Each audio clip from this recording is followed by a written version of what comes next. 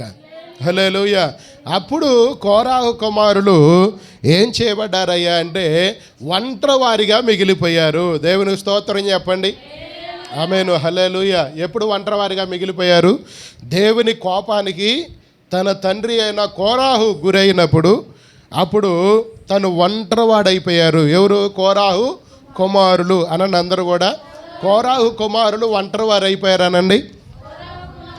ఒంటరి వాళ్ళు అయిపోయారు. ఎలాగ ఒంటరి వాళ్ళు అయిపోయారంటే మీరు చూడండి, కొన్ని లక్షల మంది జనాభా ఉన్నారు కదా, వాళ్ళందరిలో ఇతను ఒక్కడే వ్యతిరేకంగా లెగిచి కొంతమందిని తయారు చేసుకొని దేవునికి వ్యతిరేకంగా తిరుగుబాటు చేయటం వల్ల అతను దేవుని కోపానికి గురయ్యాడు. ఇప్పుడు వాళ్ళ కుటుంబంలో ఉన్న వాళ్ళందరిని కూడా మిగతా వాళ్ళు ఎట చూస్తారు? దగ్గర తీసుకుంటారు ఎవరన్నా? మీ అయ్య చేసిన పనికే మీకు ఈ గతి పట్టింది, లేదంటే మీ నాన్న చేసిన ఆ పనికే మీరు ఇలాంటి పరిస్థితులను మీరు ఎదుర్కోవాల్సి వస్తుంది అని ఏం చేస్తారు? మిగతా వాళ్ళందరూ కూడా తలా ఒక మాట అంటారు కదా. అలాంటి సందర్భంలో వాళ్ళు ఏం చేశారంటే ఆ సమయంలో దేవుడు ఏం చేశాడంటే వాళ్ళకి ఆశ్రయంగా మారాడంట. గట్టిగా చప్పట్లు కూడా దేవుడి నామాన్ని కనపడదామా? ఆమేను. హల్లెలూయా. వాళ్ళకి ఆశ్చర్యంగా మారి ఒంటరిగా ఉన్న వాళ్ళు, నిందల పాలవుతున్న వాళ్ళు, లేదంటే అవమాన పాలవుతున్న వాళ్ళు, వెలివేయబడ్డ వాళ్ళని దేవుడు ఏం చేశాడంటే ఆశ్చర్యంగా దేవుడు వారికి నిలిచాడంట. దేవుని స్తోత్రం కలుగును గాక. ఆమేను. హల్లెలూయా. వాళ్ళందరూ తల ఒక మాట అంటుంటే దేవుడు మాత్రం వచ్చి ఇతను నా కుమారుడు అని ఏం చేశాడంటే వాళ్ళకి ఆశ్రయంగా దేవుడు మారాడంట. అందుకనే వాళ్ళు ఏమంటున్నారంటే ఆ కోరాహు కుమారులు ఏమంటున్నారంటే దేవుడు మాకు ఏమై ఉన్నాడనంటే ఆశ్రయముగా మారాడు. దేవునికి స్తోత్రం కలుగునుగాక. తర్వాత ఏమని ఉంటున్నది అక్కడ ఆ మాట? దుర్గమై ఉన్నాడంట. దేవునికి మహిమ కలుగునుగాక. ఆశ్రయంగా మారాడంట, వాళ్ళకి దుర్గంగా మారాడంట. ఆశ్రయము దుర్గము అని అంటే వాళ్ళకి ఇంకా దేవుడే కాపుదలగా, కోటగా, కొండగా మారిపోయాడంట. దేవుని స్తోత్రం కలుగును గాక. ఆమేను. హల్లెలూయా. మనం ఏం చేస్తామంటే డబ్బు ఉంటే మనకు చాలు అనుకుంటాం, లేదంటే బంగ్లా ఉంటే మనకు చాలు అనుకుంటాం. మొన్న ఈ మధ్య ఒక ఆమె చెప్తూ ఉంది, నాకు 10 కోట్ల రూపాయల డబ్బులు ఉన్నాయి, నన్ను చేసుకునే వ్యక్తి నేను ఏమి చేసినా మాట్లాడకూడదు, అతను ఏం పని చేయకపోయినా పర్వాలేదు అని ఒక ఇంటర్వ్యూ ఇచ్చింది. దేవుని స్తోత్రం కలుగును గాక. ఒక ఇంటర్వ్యూ ఇచ్చింది. నేను ఏం చేసినా ఏమనకూడదంట భర్త. 10 కోట్లు నాకు ఆస్తి ఉంది, ఆ 10 కోట్లు మేము బ్రతికినంత కాలం ఖర్చు పెట్టుకుంటాం, తింటాము అంటే ఆమెకి ఏది కొండగా ఉంది, ఏది కోటగా ఉందయ్యా అంటే ఆ 10 కోట్లే కొండగా, కోటగా ఉంది ఆమెకి.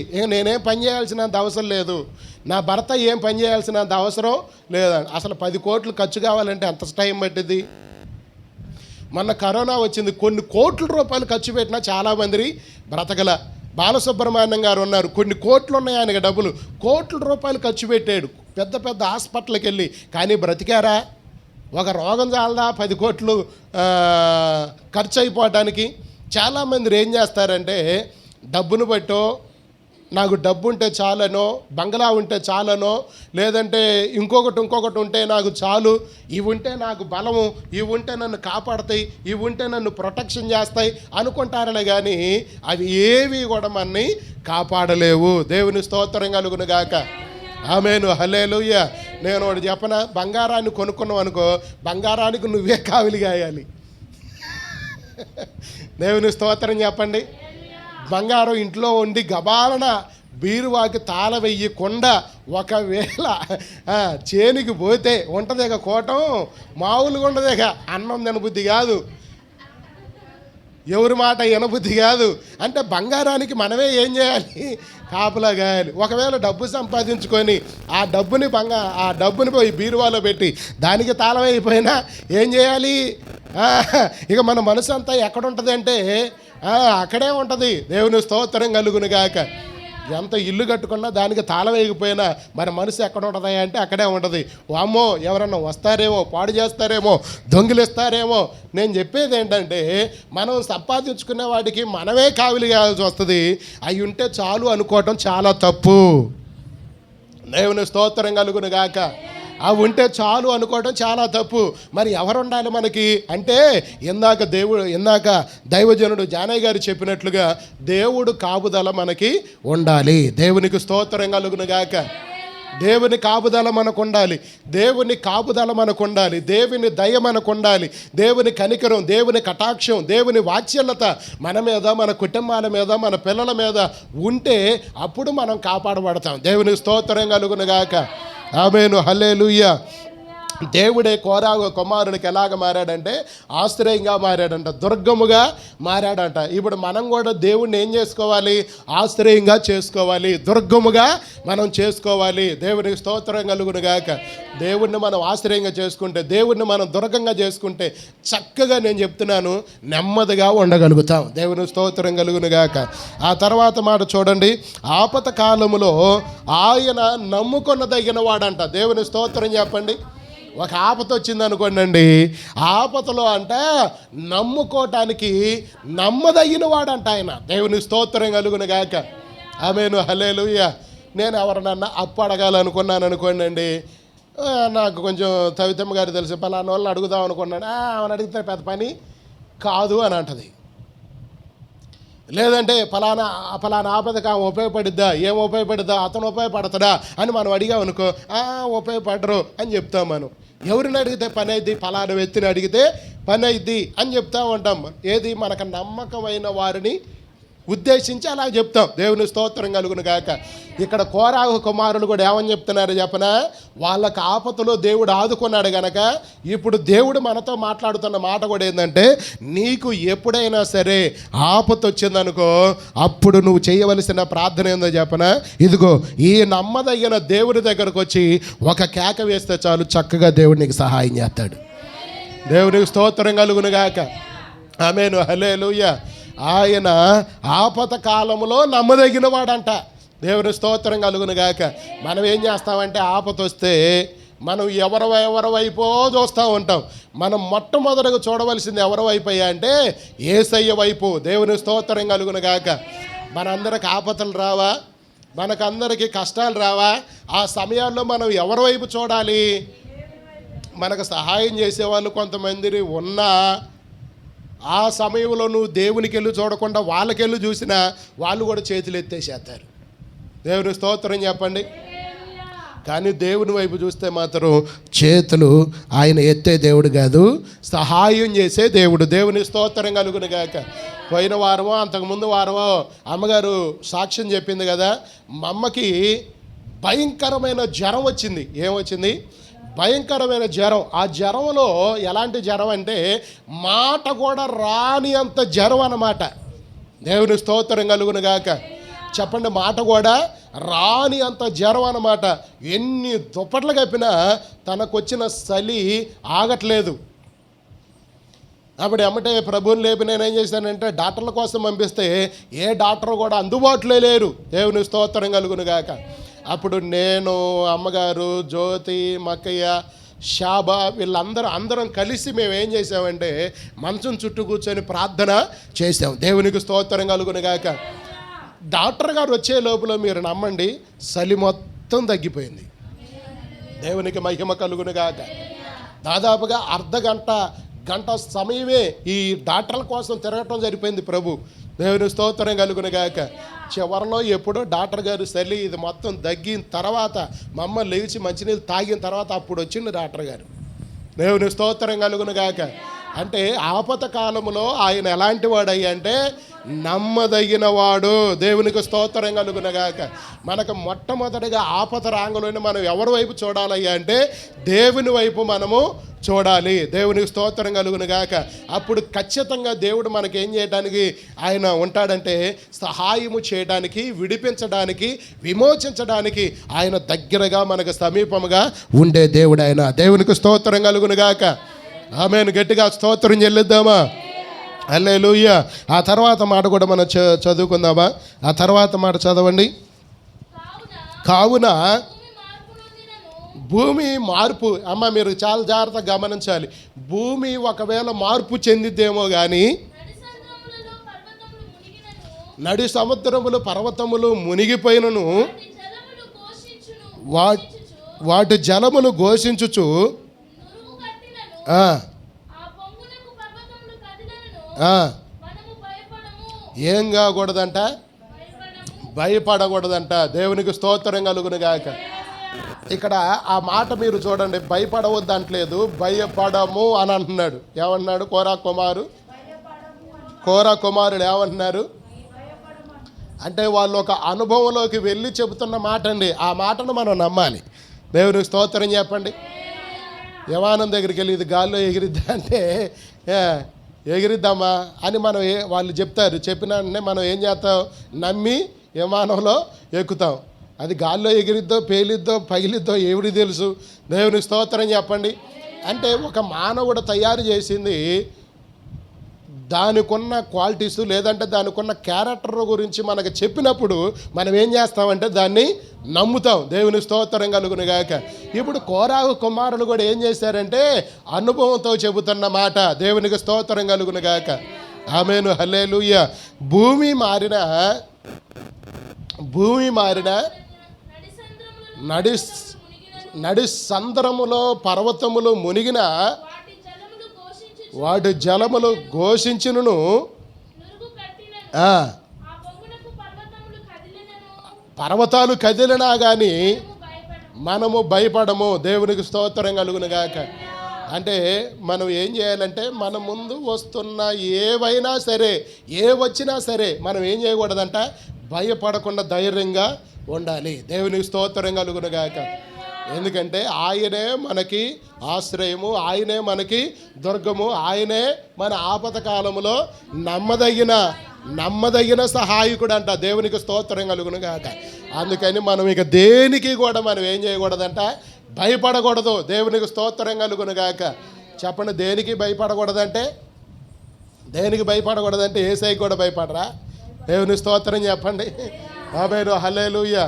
దేనికి భయపడకూడదంటే భర్తకు కూడా భయపడరా? దేనికి భయపడకూడదంటే అన్నకు భయపడరా? అక్కగా భయపడరా? పెద్ద చిన్న అనే భయం అనేది కూడా మన మీద ఏలుబడి చేయాలి. దేవుని స్తోత్రం కలుగును గాక. నేను ఏ భయం గురించి చెబుతున్నానంటే లోకంలో మన మీదకి వచ్చే శ్రమలకి మనం భయపడకూడదు. దేవునికి స్తోత్రం కలుగును గాక. శ్రమలను ఎదుర్కొనేవారిగా, శ్రమలను దాటేవారిగా, శ్రమల నుంచి దాటించేవారిగా మనం ఉండాలని దేవుడు మన నుంచి ఆశపడుతూ ఉన్నాడు. దేవునికి స్తోత్రం కలుగును గాక.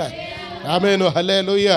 శ్రమ చూసి మనం భయపడకూడదు. శ్రమనే మనము ఎదిరించి దాని మీద పోట్లాడి దాన్ని ఏం చేయాలంటే మనము గెలవాలి. చెప్పండి, ఏం చేయాలి? మనము గెలవాలి. దేవునికి స్తోత్రం కలుగును గాక. ఆమేను, హల్లెలూయా. మనకి హీరో ఒక ఆయన ఉన్నాడు. ఆ హీరో ఫైట్ చేస్తాడు. ఏ హీరో చెప్పాలి మీరు అందరూ కూడా. బాలకృష్ణని చూసి ఏళ్ళ వేయటం కాదు. వాళ్ళేంది ఇట్టంటే 10 మందిని తాళ్ళేసి వాళ్ళే లాగుతారు. ఈయన చూసి ఏళ్ళేస్తూ ఉంటారనమాట. ఇక సినిమా హీరోలు అందరూ కూడా చెయ్యి ఇట్టన్నా 10 మంది ఇడిపోతారు. వాళ్ళందరికన్నా పెద్ద హీరో మన యేసయ్య. దేవునికి స్తోత్రం కలుగును గాక. ఆమేను, హల్లెలూయా. నీ మీద వచ్చే శ్రమలని ఆయనే చేయితో అంటాడు. దేవుని స్తోత్రం కలుగును గాక. ఈ చేయితో అంటాడు. దేవుని స్తోత్రం కలుగును గాక. ఒకసారి ఈ శిష్యులందరూ కూడా ఓడలో పడవలో ప్రయాణమై వెళుతున్నప్పుడు అలల చేత అది ఏం చేయబడుతుందంట, కొట్టబడుతుందంట. దేవుని స్తోత్రం కలుగును గాక. అది కొట్టబడుతున్నప్పుడు యేసయ్యను వాళ్ళు కేకేసి లేపితే యేసయ్య ఏం చేశాడు?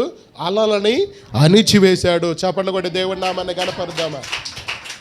అలలను అణిచివేశాడు, సముద్రాన్ని అణిచివేశాడు, తుఫాన్ని అణిచివేశాడు, గాలిని అణిచివేశాడు. దేవునికి స్తోత్రం కలుగును గాక.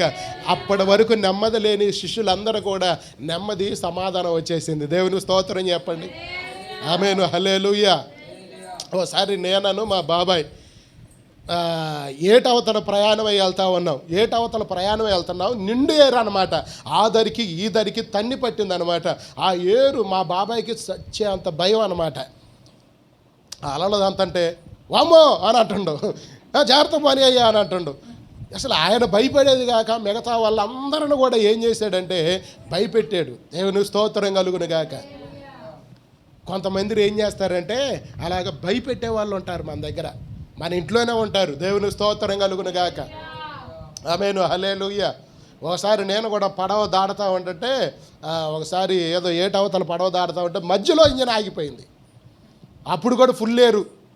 దేవుని స్తోత్రం కలుగును గాక. ఇక చూడు, స్తోత్రం అయ్యా, స్తోత్రం అయ్యా, స్తోత్రం అయ్యా, స్తోత్రం అయ్యా, ఏసు రక్తమే జయం, ఏసు రక్తమే జయం, ఏసు రక్తమే జయం అని ఈ పడవ దరిగిపోయిందాక దేవుని స్తోత్రం కలుగును గాక. ఇంజన్ స్టార్ట్ కావట్లా, పడవేమో ఇటు నెడతంటే ఇటు పోతుంది. చివరికి అటు చేరి 4 కర్రలు వేసి అటునెట్టి ఇటునెట్టి ఆ తాకిడి నుంచి వాళ్ళు తప్పించి ఒక దరికి మమ్మల్ని చేర్చారు. దేవునికి స్తోత్రం కలుగును గాక. రెండో రోజు ఇట్రాల చుట్టూ తిరిగి వచ్చా. దేవుని స్తోత్రం కలుగును గాక. రెండో రోజు ఇట్రాల చుట్టూ తిరిగి వచ్చానన్నమాట. కనుక మన దేవుడు ఏ సమస్యల్లో ఉన్నా సరే మనం భయపడాల్సినంత అవసరం లేదు. దేవునికి స్తోత్రం కలుగును గాక. ఎందుకంటే మనం ప్రార్థన చేస్తున్న వెంటనే దేవుడు మనకు జవాబు ఇవ్వటానికి ఆయన నమ్మదగిన దేవుడు. దేవునికి స్తోత్రం కలుగును గాక. హల్లెలూయా. నేను ఒకటి చెప్పనా, ఆయన చిత్తంలో మనము ఎంతవరకు ఉండాలో, ఎంతవరకు పనిచేయాలో అప్పటి వరకు మన ఎవరు ఏమి చేయలేరు, ఎవరు కూడా ముట్టలేరు. దేవుని స్తోత్రం చెప్పండి. నేను దేవుని పని చేయాలని ఉంది, నేను చెరువులో పోయి 3 మునుగులు మునిగా, 4వ మునుగు మధ్యలో ఉన్న ఎవరో నన్ను చూసి ఉరుక్కుంటూ వచ్చి ఏం చేశారు? కాపాడారు. అది ఒక మరణం.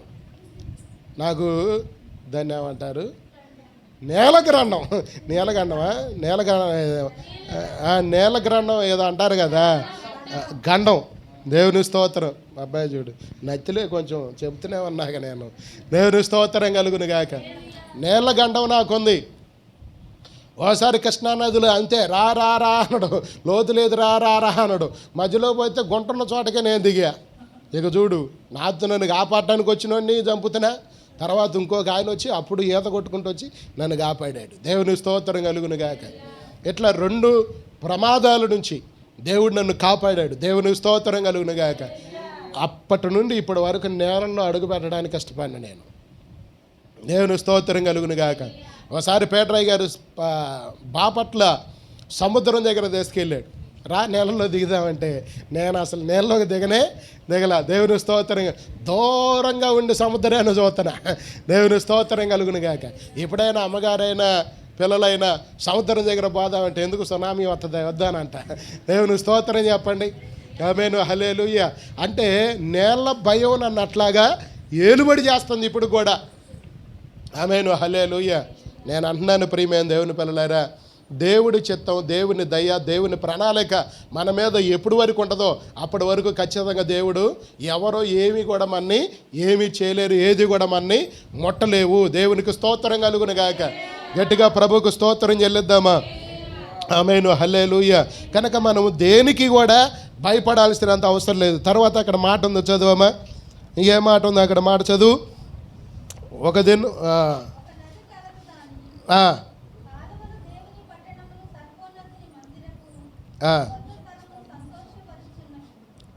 చాలు దేవుని స్తోత్రం చెప్పండి. ఇందాక మనం దేని గురించి చెప్పుకున్నాం? భయం గురించి మనం చెప్పుకున్నాం కదా. దేవుని స్తోత్రం చెప్పండి. గట్టిగా నా వైపు చూస్తూ నేను ఇంకా 2 మాటల్లో నేను ఇంకొక 5 నిమిషాలు ఈ పరిచర్యను ముగిస్తున్నాను. దేవుని స్తోత్రం కలుగును. అందరూ నా వైపు చూస్తూ మీరు మాట వినండి. ఇప్పుడు పేతురు అలాగా శిష్యులందరూ కూడా వాళ్ళకి ఏం చేశాడంటే నెమ్మది కలిగజేశాడు. అదే సందర్భం ఇంకొక చోట కూడా జరిగింది. ఆ సందర్భం ఏందయ్యా అంటే యోనా జీవితంలో ఏం జరిగింది? యోనా జీవితంలో కూడా ఏం చేయబడ్డది? అలల చేత కొట్టబడుతూ ఉన్నాడు. దేవుని స్తోత్రం కలుగును గాక. అక్కడ ఉన్న వాళ్ళందరూ కూడా ఇప్పుడు నిద్రపోతా, శ్రమ వస్తుంది నీకు తెలియట్లేదా, కష్టం వస్తుంది నీకు తెలియట్లేదు, అందరూ వాళ్ళ దేవునికి ప్రార్థన చేసుకుంటున్నారు. నువ్వు కూడా లెగిచి నీ దేవునికి ప్రార్థన చేసుకోమని యోనాను అక్కడ ఉన్న ఓడకు సంబంధించిన దానికి సంబంధించిన అధికారులు వచ్చి తను గద్దించినప్పుడు తను లెగిసి ప్రార్థన చేయడం మొదలుపెట్టినప్పుడు దేవుడు ఏం చేశాడు? దేవుని స్తోత్రం చెప్పండి గట్టిగా. ఆమేను, హల్లెలూయా.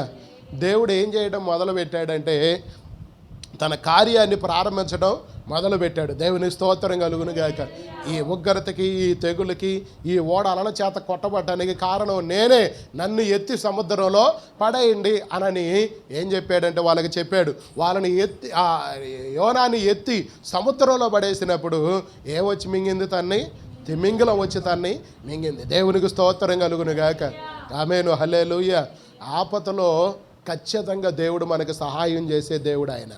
దేవునికి స్తోత్రం కలుగును గాక.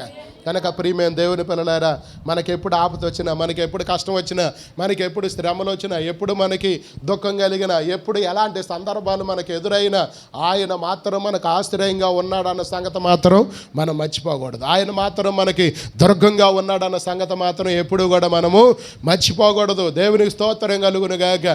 పర్వతాలు కదిలిపోవచ్చులే కానీ మనం దేనికి కూడా భయపడాల్సినంత అవసరం లేదంట.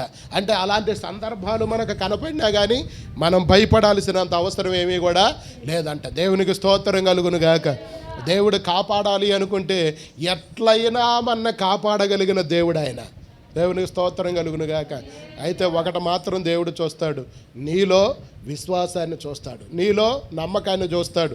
నువ్వు ఆయన మీద ఆధారపడుతున్నావా, పడట్లేదా అని దేవుడు ఏం చేస్తాడు? మిమ్మల్ని కనిపెడతాడు. దేవునికి స్తోత్రం కలుగును గాక.